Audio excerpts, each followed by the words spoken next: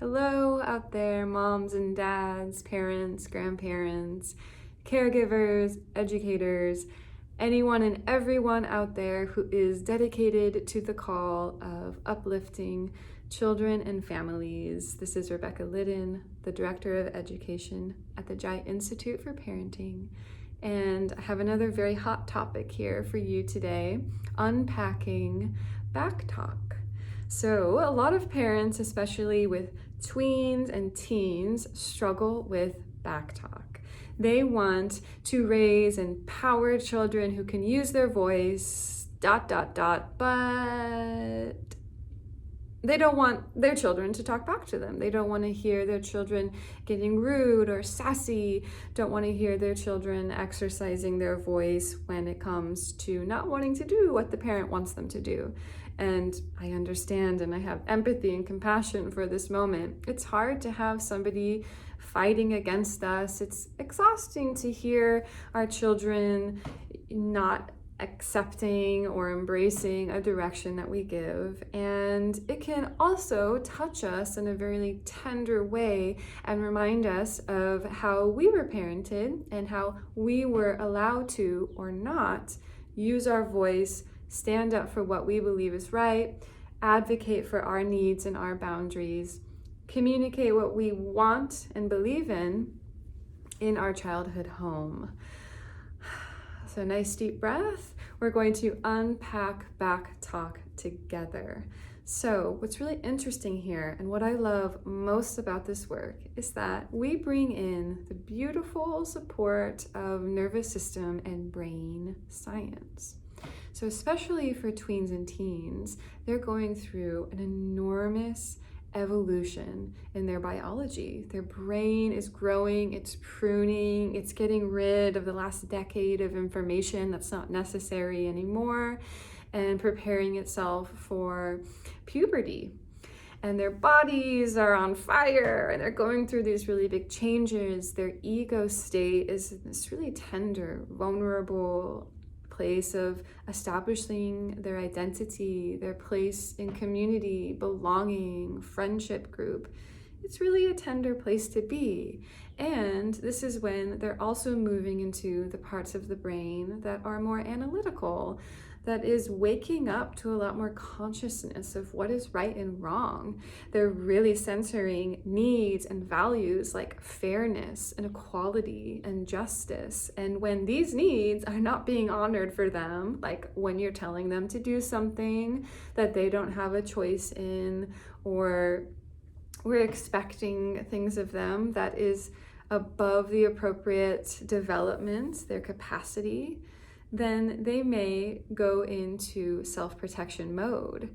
We know that we become aggressive and angry when we believe that we are under threat, when we believe that our sense of sovereignty, agency, justice, fairness, equality, space for us to advocate for what we think is right, even if in the parent's perspective, it's way out in left field, it's still real. It's still very real for our young children.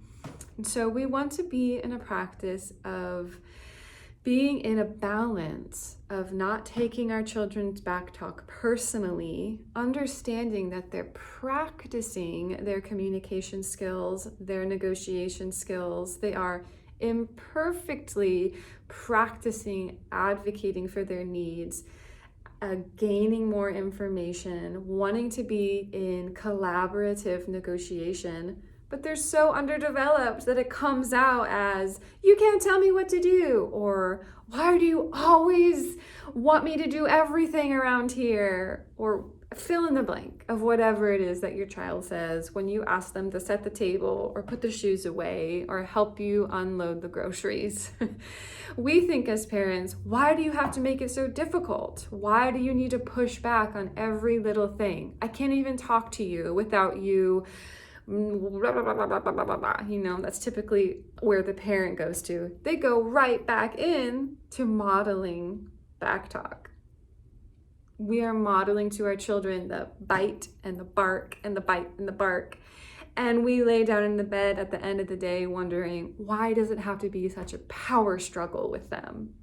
when usually we're modeling the power struggle. So what we want to do, step one, is to eliminate taking our children's backtalk personally and to see it through their mind, their perspective, their development, their brain, their body, their needs. What is happening for our child that is creating the need for them to become aggressive in their language? And I like to do what is called rain on a window pane. I'm not taking it personally. This has nothing to do with me. My child's not intentionally being rude. My child's not intentionally trying to give me a hard time. My child is not intentionally trying to be mean or obstinate or defiant or lazy or selfish or fill in the blank of all of the labels and the judgments that us parents go into when we're struggling. I get to imagine my child's words as rain on a window pane.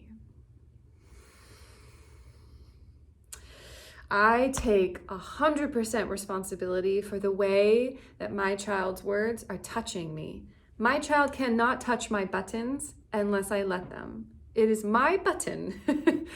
I have personal boundaries. I have 100% responsibility for the ways that I am being impacted by my child's words. Now, this is not saying that your child's words shouldn't hurt you. No. Of course words hurt. They hurt. When someone is saying, you're not the boss of me and I hate you and you're the worst parent in the whole world and I wish I had a different parent, I'm gonna run away from home and find somebody else.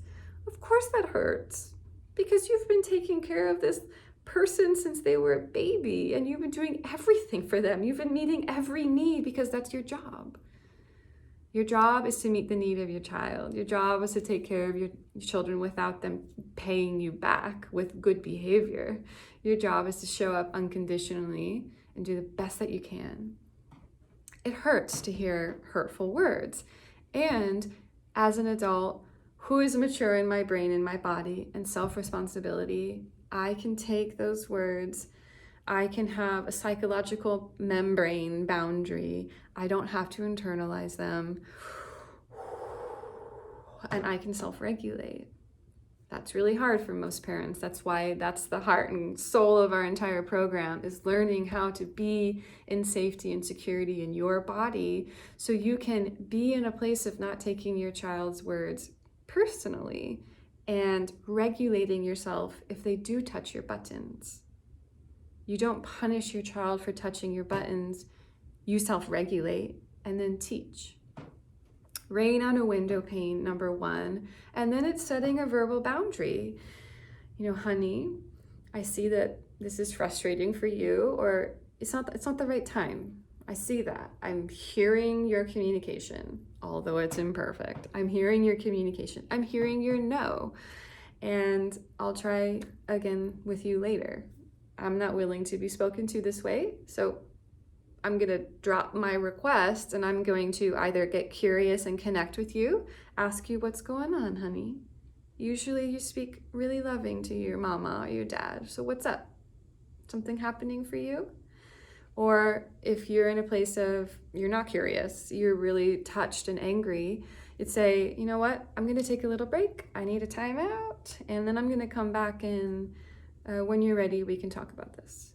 Okay, rain on a window pane, self-responsibility for regulation. Step two is when the time is right, there's connection, we have an empowered conversation with them. And through the art of reflection and through the skill of being the master of translation, we help our child learn how they could have communicated that, and we support them to visualize how they could communicate differently the next time. Our children's nervous systems are underdeveloped, their brains are immature. They really struggle being angry and communicating consciously at the same time. And unless we are modeling it and supporting them through the act of reflection and visualization, they will not grow in that skill and will continue to be stuck in power struggle. So your takeaway, regulate, don't take it personally, rain on a window pane, connect, reflect, visualize.